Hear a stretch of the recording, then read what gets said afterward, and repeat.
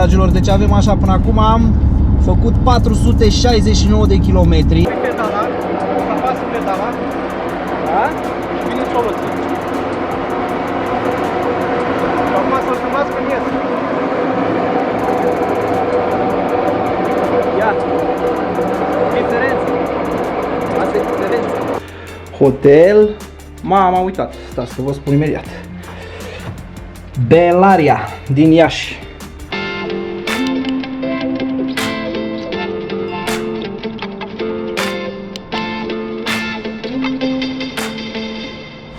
Știți de ce mă văd așa? Acolo este soarele, e răsăritul. Astăzi îl vedem de la Buzău. Am plecat pe la ora 3 de la Râmnicu Vâlcea și ne îndreptăm spre Iași. Ne-am oprit la un Lukoil aici în Buzău să alimentăm. Și acum știți momentul ăla când stai în benzinărie după soție? Asta fac eu acum. Și am zis să înceapă vlogul. Pe parcurs o să vă spunem și de ce ne ducem la Iași. Ia uite că vine și Ileana. Stai că nici nu s-a prins că eu filmez. Nu s-a prins că eu filmez. Bună! Haideți cu noi la drum. Haide. Și o să vă arătăm și de ce mergem la Iași.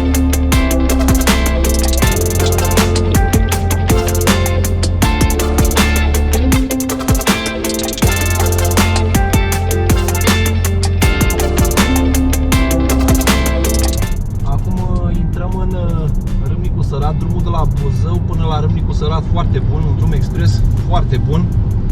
E aproape ceasul 8. Noi am plecat pe la ora 3 de la Râmnicu Vâlcea și acum am făcut vreo 296 de km până aici și mai avem cam încă pe atât până la Iași. Obositor. Dar ne și bucurăm pentru că noi suntem pentru prima oară în Moldova. N-am fost niciodată în Moldova. Am fost vreodată pe n-am fost. Nu. Niciodată la Iași, niciodată în Moldova măcar. Gata! Suntem pentru prima oară în Moldova. Tocmai am intrat în județul Vrancea. Da. Da, super tare, super tare.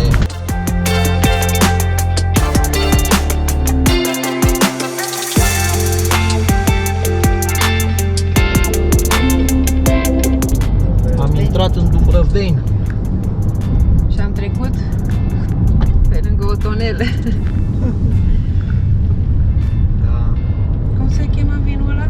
Știți voi? Să știți că noi ne mirăm de tot ce vedem pe aici pentru că suntem pentru prima oară prin partea asta de țară. N-am fost niciodată pe aici. E nou, totul e nou. Totul e nou pentru noi.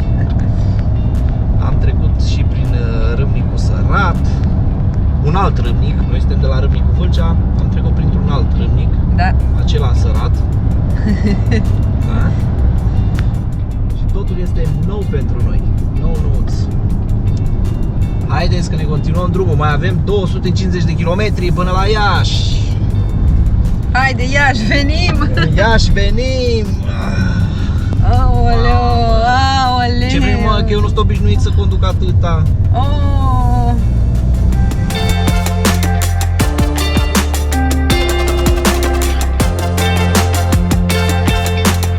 Mai avem 10 km până la Vaslui. Am trecut de Burlad. Acum suntem în Băcăoani. Băcăoani. Să vedeți de ce ne ducem la Iași. Nu știu, v-ați dat seama până acum de ce ne ducem la Iași? Bă, bune, v-ați dat seama de ce ne ducem noi până la Iași? Adică să plecăm de la Râmnicu Vâlcea până la Iași, 600 de kilometri. V-ați dat seama? Dragilor, deci avem așa, până acum am făcut 469 de kilometri. Viteza medie este de 71 de km la oră, am avut. Așa. Am făcut 6 ore 35 până aici. Și avem un consum mediu de 4,7 la 100 de kilometri. Mașină ca asta nu mai găsim noi. E bune. Și mai avem de parcurs cu motorina care o avem în rezervor 980 de kilometri. Da, mașină ca asta nu o să mai găsim noi prea curând, cu 4,7% consum. Foarte tare. Haideți că ne vedem la Iași. Ne vedem la Iași, Pit!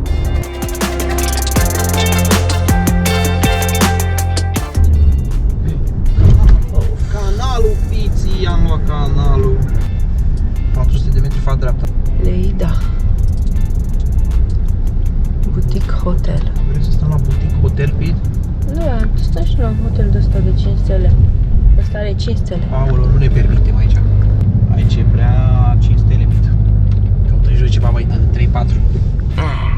Bine, hai, bine, gata. Păi ne cere 100 de euro pe cameră, pe noapte, poate. Nu, așa nu ne permitem.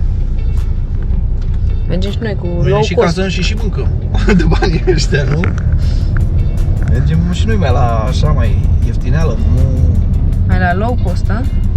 Virați la dreapta pe strada 3 Fântâni. Strada 3 Fântâni, uite, avem verde, la semafor, pe aici? Da, pe aici.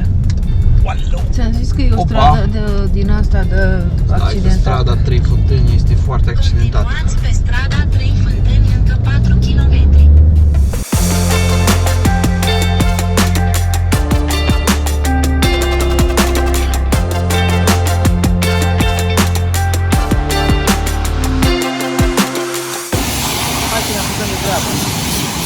Ce treabă faci tu, dragule? O mașina la ea. N-ai de gând să ne spui și nouă ceva, nu?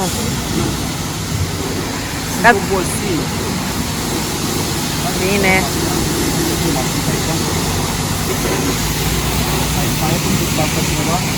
Nu. Prețul e bun? Ce?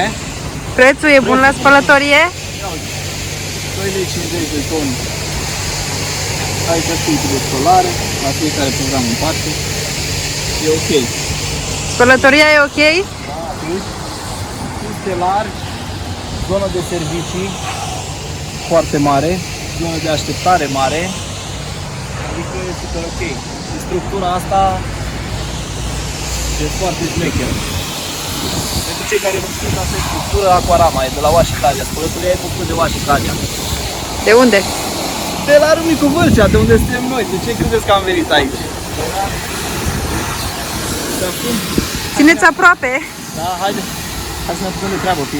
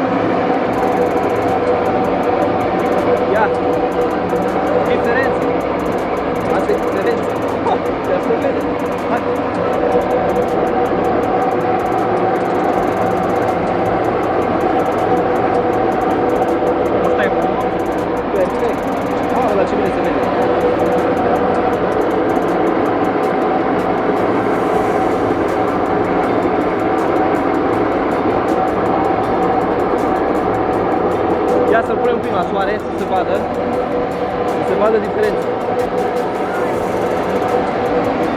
Deci asta e diferența. Mamă, ce bine! Gata!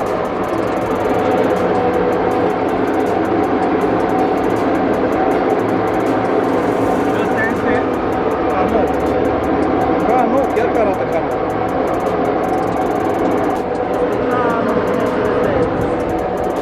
Perfect!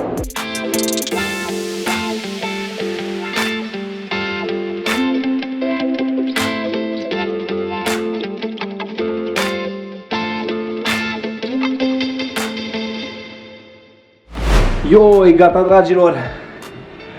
Am terminat treaba, am fost un pic și prin centrul Iașului. Ileana a făcut niște poze și acum am venit la hotel. M-am uitat, stați să vă spun imediat. Bellaria din Iași. Arată foarte bine camera, foarte curat. Are mobilier din ăsta din lemn masiv. Arată foarte bine, avem televizor. Salut! Aici baie foarte curată, produse faine de îngrijire, fân, oglindă mare, foarte curat, totul dezinfectat și cadă cu duș, prosoape, tot ce trebuie, foarte frumos aici. Pe camera aceasta pentru o noapte am plătit 277 de lei. Avem și mic dejun inclus. Am uitat să vă spun. Acum, dragilor, mă bucur că ne-ați urmărit până la sfârșit. Credeți-mă că sunt foarte obosit. O să mă duc până jos să servim și noi o berică. Până data viitoare, eu vă spun la revedere și ne vedem în vlogul următor.